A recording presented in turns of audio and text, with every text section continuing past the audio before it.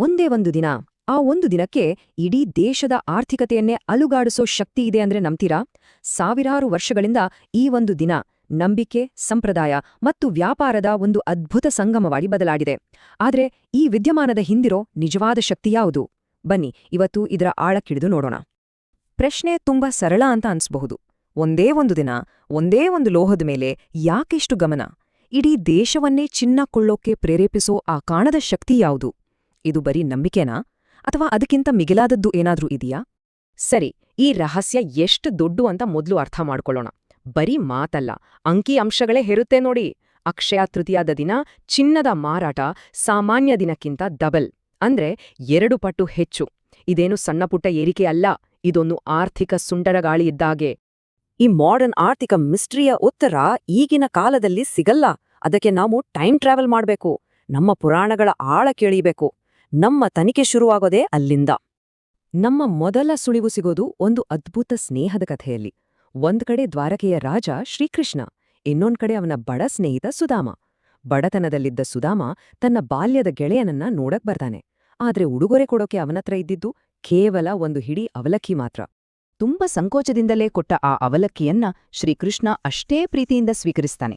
ಸುಧಾಮ ತನ್ನ ಕಷ್ಟವನ್ನ ಹೇಳಿಕೊಳ್ಳದೆಯೇ ಮನೆಗೆ ವಾಪಸ್ ಬರ್ತಾನೆ. ಆದ್ರೆ ಅಲ್ಲಿ ಅವನಿಗೆ ಕಾದಿದ್ದು ಒಂದು ದೊಡ್ಡ ಸರ್ಪ್ರೈಸ್. ಅವನ ಪುಟ್ಟ ಗುಡಿಸಲು ಹೋಗಿ ಒಂದು ಅರಮನೆ ನಿಂತಿತು. ಕೃಷ್ಣನ ಆಶೀರ್ವಾದದಿಂದ ಅವನು ಶ್ರೀಮಂತನಾಗಿದ್ದ. ಇದೇ ಆ ಘಟನೆ ಅಕ್ಷಯ ತೃತೀಯದ ದಿನವನ್ನ ಸಂಪತ್ತಿನ ಜತೆ ಗಟ್ಟಿಯಾಗಿ ಬೆಸೆದಿದ್ದು. ನಮ್ಮ ತನಿಖೆಯಲ್ಲಿ ಸಿಕ್ಕ 2ನೇ ಪ್ರಮುಖ ಕ್ಲೂ ಮಹಾಭಾರತದ್ದು. ಅದೇ ಅಕ್ಷಯ ಪಾತ್ರೆ. ನೆನ್ಪಿದ್ಯಾ? ವನವಾಸದಲ್ಲಿದ್ದಾಗ ಪಾಂಡವರಿಗೆ ಸೂರ್ಯದೇವ ಕೊಟ್ಟಿದ್ದು. ಅದ್ರಿಂದ ಎಷ್ಟು ಬೇಕಾದ್ರೂ ಆಹಾರ ಪಡಿಬಹುದಿತ್ತು, ಅದು ಯಾವತ್ತೂ ಖಾಲಿ ಆಗ್ತಿರ್ಲಿಲ್ಲ. ಇದು ಎಂಡ್ಲೆಸ್ ಅಂದ್ರೆ ಅನಂತ ಸಮೃದ್ಧಿಯ ಸಿಂಬಲ್. ಈಗ ನೋಡಿ, ಆ ಪದದಲ್ಲೇ ಎಲ್ಲ ಇದೆ, ಅಕ್ಷಯ. ಸಂಸ್ಕೃತದಲ್ಲಿ ಇದರ ನೇರವಾದ ಅರ್ಥ ಯಾವತ್ತೂ ಕಡಿಮೆ ಆಗದು ಅಥವಾ ನಾಶವಾಗದು ಅಂತ. ಇದೇ ಆ ಪವರ್ಫುಲ್ ನಂಬಿಕೆ. ಈ ದಿನ ನಾವು ಮಾಡೋ ಯಾವುದೇ ಹೂಡಿಕೆ, ಅದು ಚಿನ್ನ ಆಗಿರ್ಬೋದು ಅಥವಾ ಹೊಸ ಬಿಸ್ನೆಸ್ ಆಗಿರ್ಬೋದು, ಅದರ ಫಲ ಯಾವತ್ತೂ ಕಡಿಮೆ ಆಗಲ್ಲ, ಶಾಶ್ವತವಾಗಿ ಬೆಳಿತಾನೇ ಇರುತ್ತೆ ಅನ್ನೋದು. ಓಕೆ, ಈ ಪ್ರಾಚೀನ ಕಥೆಗಳೆಲ್ಲ ಸರಿ, ಆದ್ರೆ ಇವತ್ತಿನ ಮಾಡರ್ನ್ ಜಗತ್ತಿನಲ್ಲಿ ಇದಿಷ್ಟು ದೊಡ್ಡ ಆಚರಣೆಯಾಗಿ ಹೇಗೆ ಬದಲಾಯಿತು ಅದನ್ನ ನೋಡೋಣ ಬನ್ನಿ. ಟೆಕ್ನಿಕಲ್ ಆಗಿ ಹೇಳೋದಾದ್ರೆ, ಅಕ್ಷಯ ತೃತೀಯ ಅನ್ನೋದು ಹಿಂದೂಗಳು ಮತ್ತೆ ಜೈನರು ಆಚರಿಸೋ ಒಂದು ದೊಡ್ಡ ಹಬ್ಬ. ಇದನ್ನ ವರ್ಷದ ಅತ್ಯಂತ ಶುಭ ದಿನ ಅಂತಾನೆ ಪರಿಗಣಿಸಲಾಗುತ್ತೆ. ಅಷ್ಟೇ ಅಲ್ಲ, ಇದು ವಿಷ್ಣುವಿನ 6ನೇ ಅವತಾರ ಪರಶುರಾಮರ ಜನ್ಮದಿನ ಕೂಡ ಹೌದು. ಈ ಶಾಶ್ವತ ಸಮೃದ್ಧಿ ಅನ್ನೋ ನಂಬಿಕೆ ಇದೆಯಲ್ಲ, ಅದು ಬರೀ ಚಿನ್ನಕ್ಕೆ ಮಾತ್ರ ಸೀಮಿತವಾಗಿಲ್ಲ. ಜನ ಈ ದಿನ ಹೊಸ ಬಿಸ್ನೆಸ್ ಶುರು ಮಾಡ್ತಾರೆ, ಮದ್ವೆ ಆಗ್ತಾರೆ, ಮನೆ, ಗಾಡಿ ಎಲ್ಲ ಖರೀದಿ ಮಾಡ್ತಾರೆ. ಯಾಕಂದ್ರೆ ಈ ದಿನ ಶುರು ಮಾಡಿದ್ದು ಖಂಡಿತ ಯಶಸ್ವಿಯಾಗುತ್ತೆ ಅನ್ನೋದು ಒಂದು ಆಳವಾದ ನಂಬಿಕೆ. ಇಲ್ಲಿವರೆಗೂ ನಾವು ನಂಬಿಕೆ, ಪುರಾಣದ ಬಗ್ಗೆ ಮಾತಾಡಿದ್ವಿ. ಈಗ ಕಥೆ ಒಂದು ದೊಡ್ಡ ಟ್ವಿಸ್ಟ್ ತಗೊಳುತ್ತೆ. ಇವತ್ತಿನ ಮಾಡರ್ನ್ ಜಗತ್ತಿಗೆ ಬರುತ್ತೆ. ಈ ಪ್ರಾಚೀನ ನಂಬಿಕೆಯನ್ನ ಇವತ್ತಿನ ಆರ್ಥಿಕ ವ್ಯವಸ್ಥೆ ಹೇಗೆ ಬಳಸ್ಕೊಳ್ತಿದೆ ಅನ್ನೋದೇ ಅಸಲಿ ಕಥೆ. ನೋಡಿ, ಇಲ್ಲಿ 2 ಶಕ್ತಿಗಳು ಒಂದಕ್ಕೊಂದು ಮುಖಾಮುಖಿಯಾಗತ್ತೆ. ಒಂದು ಕಡೆ ಜನರ ಆಳದ ನಂಬಿಕೆ, ಚಿನ್ನ ತಗೊಂಡ್ರೆ ಒಳ್ಳೇದಾಗತ್ತೆ ಅನ್ನೋದು. ಇನ್ನೊಂದ್ ಕಡೆ ಮಾರುಕಟ್ಟೆಯ ಸೂಪರ್ ಸ್ಮಾರ್ಟ್ ಸ್ಟ್ರಾಟಜಿ. ಇದೇ ನಂಬಿಕೆಯನ್ನ ಬಂಡವಾಳ ಮಾಡ್ಕೊಂಡು ಜ್ಯುವೆಲರ್ಸ್ ಡಿಸ್ಕೌಂಟ್, ಹೊಸ ಡಿಸೈನ್ಸ್, ಅಡ್ವಾನ್ಸ್ ಬುಕಿಂಗ್ ಅಂತ ಇದನ್ನೊಂದು ದೊಡ್ಡ ಶಾಪಿಂಗ್ ಫೆಸ್ಟಿವಲ್ ಆಗಿ ಬದಲಾಯಿಸಿದ್ದಾರೆ. ಆದ್ರೆ ಒಂದು ನಿಮಿಷ, ನಾವು ಅಕ್ಷಯ ತೃತೀಯದ ದಿನ ಅಂಗಡಿಗೆ ಹೋಗಿ ಚಿನ್ನ ತಗೋತೀವಿ ಅಂದ್ರೆ ಅದರ ಬೆಲೆ ಡಿಸೈಡ್ ಆಗೋದು ಬರೀ ನಮ್ಮೂರ್ನಲ್ಲಿ ಅಲ್ಲ, ಅದೊಂದು ಗ್ಲೋಬಲ್ ಲೆಕ್ಕಾಚಾರ. ನಾವು ತಗೊಳ್ಳೋ 1 ಗ್ರಾಂ ಚಿನ್ನದ ಬೆಲೆ ಇದೆಯಲ್ಲ, ಅದರ ಹಿಂದೆ ಇಡೀ ಜಗತ್ತಿನ ಎಕಾನಮಿಯೇ ಕೆಲಸ ಮಾಡುತ್ತೆ. ಫಾರ್ ಎಕ್ಸಾಂಪಲ್, ಬ್ಯಾಂಕ್ ಬಡ್ಡಿದರ ಜಾಸ್ತಿ ಆದ್ರೆ ಜನ ಚಿನ್ನ ಬಿಟ್ಟು ಬೇರೆ ಕಡೆ ಇನ್ವೆಸ್ಟ್ ಮಾಡ್ತಾರೆ. ಆಗ ಚಿನ್ನದ ಬೆಲೆ ಸ್ವಲ್ಪ ಇಳಿಬಹುದು. ಅದೇ ಶೇರ್ ಮಾರುಕಟ್ಟೆ ಡಲ್ ಆದ್ರೆ ಜನ ಸೇಫ್ಟಿಗಾಗಿ ಚಿನ್ನದ ಮೇಲೆ ದುಡ್ಡು ಹಾಕ್ತಾರೆ. ಆಗ ಡಿಮ್ಯಾಂಡ್ ಜಾಸ್ತಿಯಾಗಿ ಬೆಲೆ ಏರುತ್ತೆ. ಹಾಗೆಯೇ ಅಮೆರಿಕನ್ ಡಾಲರ್ ವೀಕ್ ಆದ್ರೂ ಚಿನ್ನದ ಬೆಲೆ ಏರುತ್ತೆ. ಅಂದ್ರೆ ನಮ್ಮ ನಂಬಿಕೆ ಜೊತೆ ಈ ಗ್ಲೋಬಲ್ ಫ್ಯಾಕ್ಟರ್ಸ್ ಕೂಡ ಚಿನ್ನದ ಬೆಲೆಯನ್ನ ಡಿಸೈಡ್ ಮಾಡುತ್ತೆ. ಹಾಗಾದ್ರೆ ಚಿನ್ನದ ಬೆಲೆ ಹೇಗೆ ಫಿಕ್ಸ್ ಆಗತ್ತೆ ಅಂತ ಸಿಂಪಲ್ ಆಗಿ ಹೇಳೋದಾದ್ರೆ 4 ವಿಷಯಗಳು ಮುಖ್ಯ. 1. ಬೇಡಿಕೆ ಮತ್ತು ಪೂರೈಕೆ. 2. ಜಗತ್ತಿನ ಆರ್ಥಿಕ ಪರಿಸ್ಥಿತಿ. 3.